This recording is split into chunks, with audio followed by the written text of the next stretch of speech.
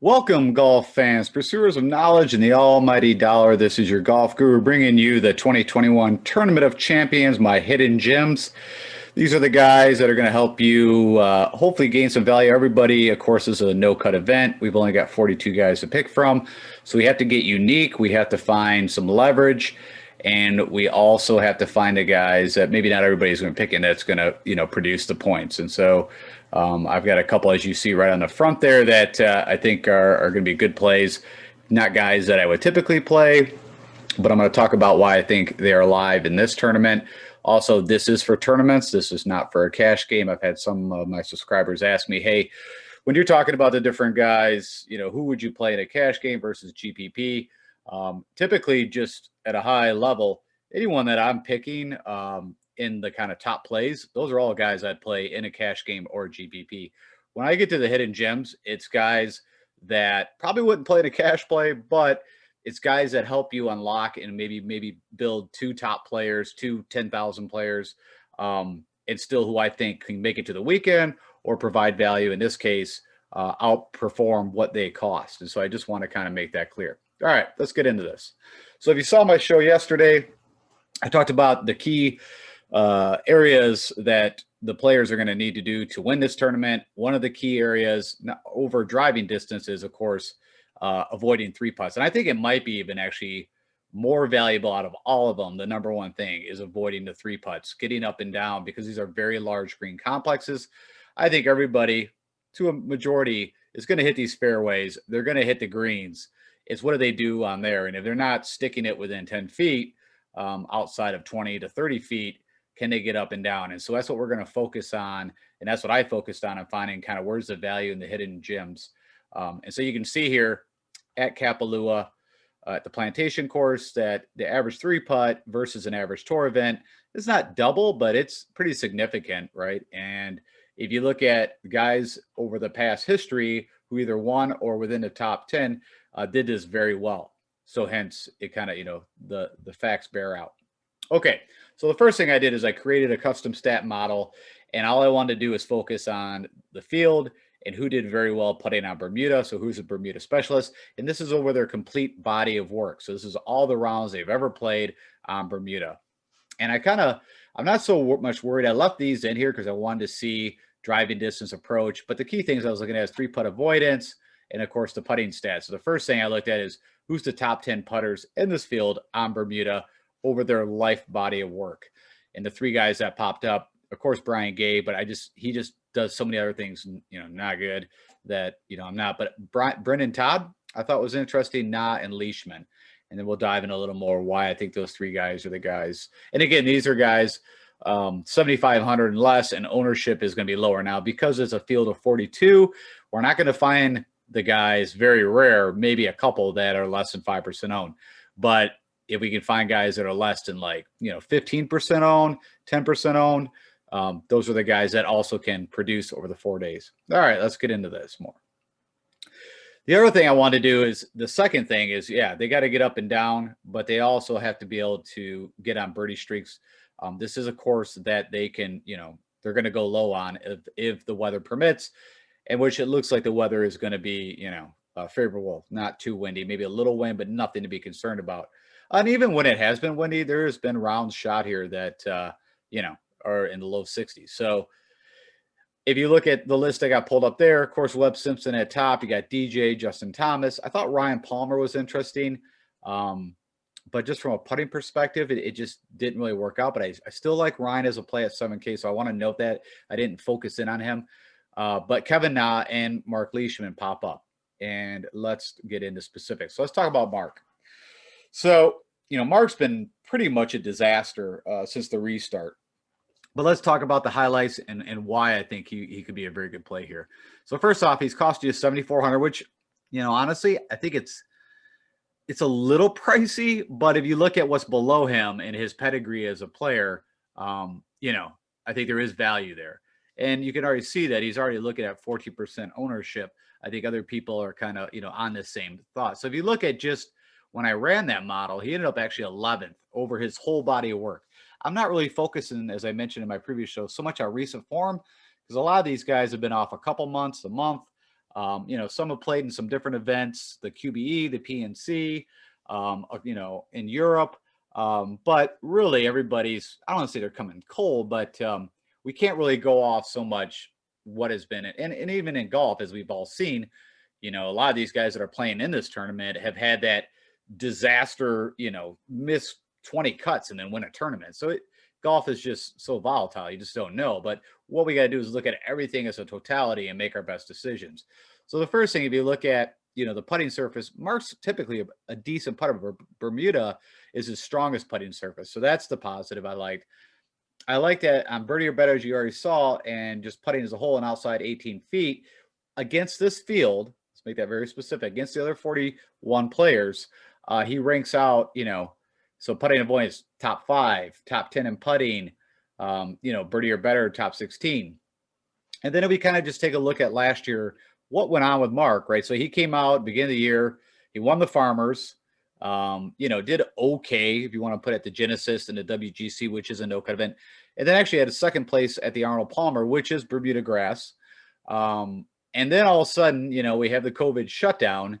He comes back and it was a disaster. And I just pulled up the history from the WGC because this was a no-cut event to recent.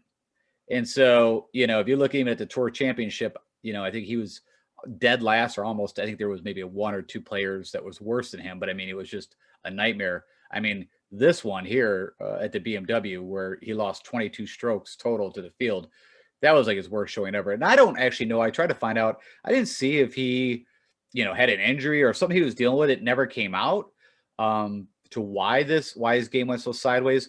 But then recently, has a 13th at the Masters. So if you played him, which, some people did make, again, a unique lineup because you had a smaller field, you probably did pretty well. And also he unlocked a lot of value or dollars at the top to put a better roster together. So, but then he comes out and misses at the Mayakoba, misses the cut. So, Mark's game, I still don't know where it's at, but what I do know is that he does have potential, but very volatile. And these guys that I'm all talking about, except Brendan and Todd, at any time could, top 10 to, miss a cut or be at the very bottom. But I like Mark as a play. I like for what he can do. And then he also, if you look at his history here, he's got a pretty solid history at this course in this tournament. So 2019, he had a 4th. And again, remember the field in these events are, I think, around 35 to 36. So we have about 6-7 extra players this year. He had a 7th in 2018 and a 23rd. So it's not a huge thing about past history at the course, but it does help. And again, we're all talking about trying to get differentiate your lineups. Who are some guys when you get down into this range that you might want to look at? I like Mark. All right, talked about Brendan Todd. Probably a little more safer play. He's, of course, none of these guys are hidden, but right now he's at 7,200, 7.4 ownership, projected ownership, and I am recording this about 1:30 on Wednesday. So, pretty up to date. Your average stroke. So again, from a putting perspective, his best is bent, but he also putts very well on Bermuda, neutral on POA. He's a great putter, period. But what I thought was interesting too is, where he gained strokes against the field in windy conditions. And funny enough, if you see, he actually, does better in a windy condition. So if for some odd reason, and it has happened like last year, and then I think it was 2020 was windy and they shot 14 under. 2017 was also windy. So it could definitely happen here. Right now, like I said, it looks pretty calm to moderate winds. But if it does start to pick up, Brendan Todd could be a great play. Of course, he's really steady off the tee, doesn't get the distance, but very accurate. But let's talk a little more about what's been going on with Brendan. So, of course, he came out just on fire last year. Won to Bermuda, which, of course, is on Bermuda.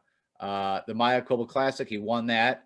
So back-to-back. And then at the RSM, he was actually leading going into Sunday and shot, I believe, even par 72. But really should have won 3 tournaments in a row. And then what I wanted to pull up was, of course, then, what did he do overall? So his body of work, at no-cut events, 15th, did pretty decent at the Tour Championship. But then what I didn't know and I found out was right after the US Open, he was actually working out in a gym and fractured his, I think his big left toe. And that's why I put that in there. So literally then right after that, you could see, the CJ Cup struggled, the Zozo struggled, missed the cut at the Bermuda where he just won previously, missed the cut at the Masters. And then you could see, better at the RSM and then had an 8th place finish at the Mayakoba just recently. And so he didn't actually make an excuse for this. He just said it did hinder him. And if you think about it, on coming through the ball on your finish, that's crazy. Everything's on your left foot. So all that being said, I think some people are going to be off Brendan Todd, as you can see right now from the ownership projection. The downside is, are you going to get the crazy birdies? But you're going to get a nice steady. You're not going to get the bogeys, and you're going to get, he's going to throw some birdies in there. Of course, he can go low, hence the tournaments that he's won. You have to go low, but the putter is going to be huge. So I like Brendan Todd. And if you look at his past history here, he's only played here twice in the Tournament of Champions. Last year he had a 29th, and that was out of, again, 36 players, something like that. So not the greatest showing, but in 2015, he had an 8th. Again, I'm not holding a ton of stock in that. I'm just saying, what do I think for this price? Who would I want to play and differentiate my lineup? And I like Brendan Todd. All right, my last but not least, the Kevin coming in at 6,700. Right now, ownership projections is around 8.5%.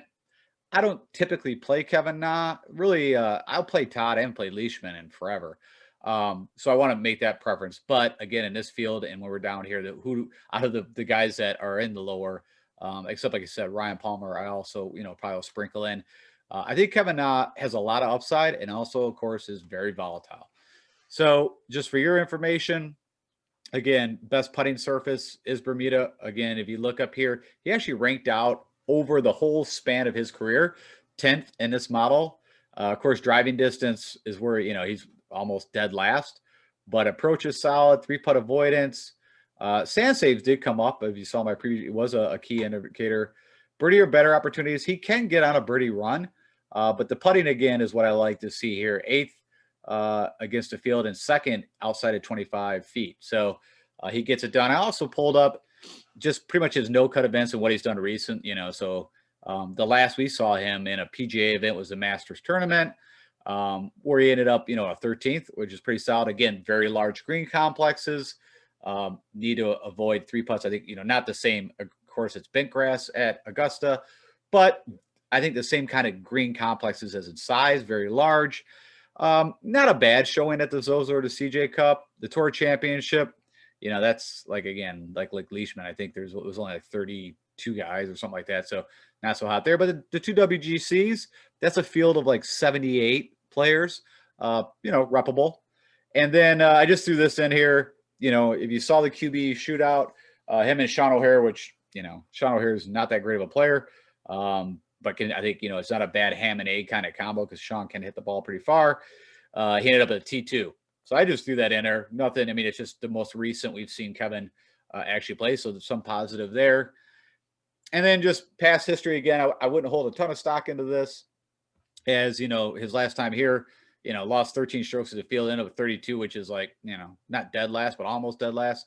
And then way back in 2012, he had a 12th. But at least he's been here, played the course, and knows it. So that's it. I just wanted to throw out, if you're going to be down in that area, I think it's good to probably build some builds that, you go with the bombers, maybe you make some builds of like a Webb Simpson's with the very, the great putters, the 3-putt avoidance, and then maybe build a half and half. I think you're just going to, but you're going to need differentiation. Guys are going to have to outperform their value down there for you to have even a cash, but a loan to get up there in the higher money. So wish you all the best. I hope this helps. Let's see how it cooks out. I'm excited. We have a great field to kick off the 2021 season. And let's all of us kick ass this year. And may all your lineups be alive and cashing. Thanks so much. And again, if you're new, subscribe, please share, like, and catch me on the Twitter sphere at DFS Golf. If you have any questions or playing Showdown or anything you want my input, more than happy to give it to you. Take care.